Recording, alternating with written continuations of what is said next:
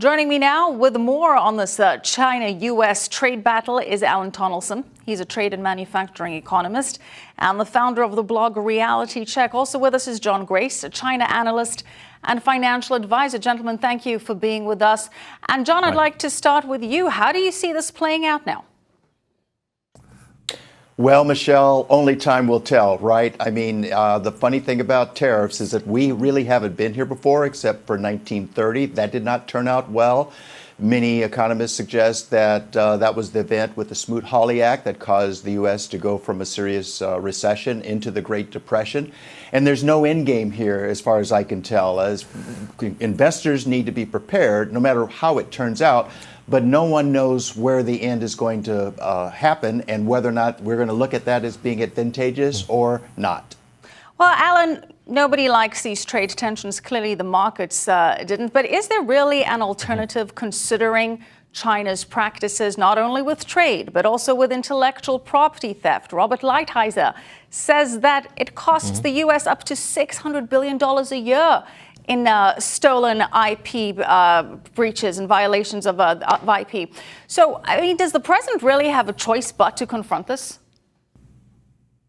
The most common refrain that you hear these days, or actually in recent months in Washington, on Wall Street, in the American business community as well, President Trump was absolutely right to get tough with China, but he shouldn't have done any tariffs. So that is a completely incoherent position and would lead the United States nowhere fast.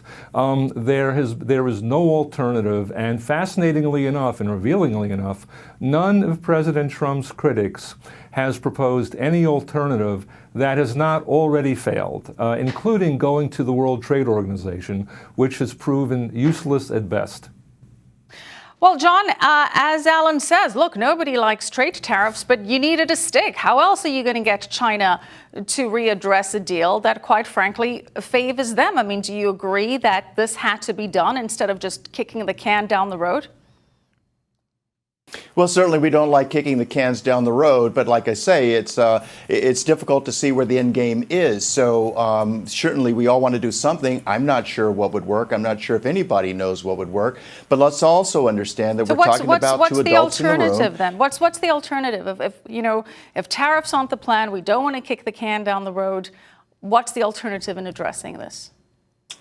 I don't have one. I'm more interested in helping investors stay whole as opposed to trying to read the headlines and dictate what the politicians should do. That's why they're in that position. But it seems to me like it should be a place where we do negotiate and have mutual respect for each other, as opposed to one side feeling as though we're dictating to the other side. And by the way, I think that is China's perspective.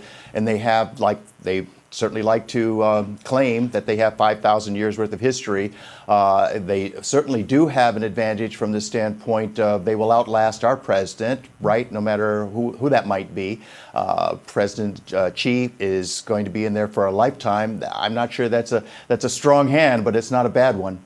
Yeah, that is certainly an advantage to the Chinese, that they don't have to worry about election cycles and being reelected and pandering to the base. Is that a big factor, Alan? Do you think, as 2020 approaches, is the president likely to cave in? As John says, President Xi is basically president for life, having no term limits. He does have the advantage there. I'll tell you, Michelle, President Xi is certainly not acting like a leader who feels that he's in the so-called catbird seat, because if you look in particular at the list of products that the Chinese have threatened to impose retaliatory tariffs on, it's just a laugh. They're going to tariff swimsuits made in the United States, microwave ovens, color TVs. I mean, we might have sold 14 color TVs to China last year. And fascinatingly enough, also, the products that were left off include jet aircraft, semiconductors, semiconductor production equipment, all products that China desperately needs from the outside, and in particular from the United States. And this tariff list, if this is the best China can do, I really don't think the United States has anything to worry about. And I think it is the very best China can do. Alan, very quickly, are you concerned about other forms of retaliation? From where?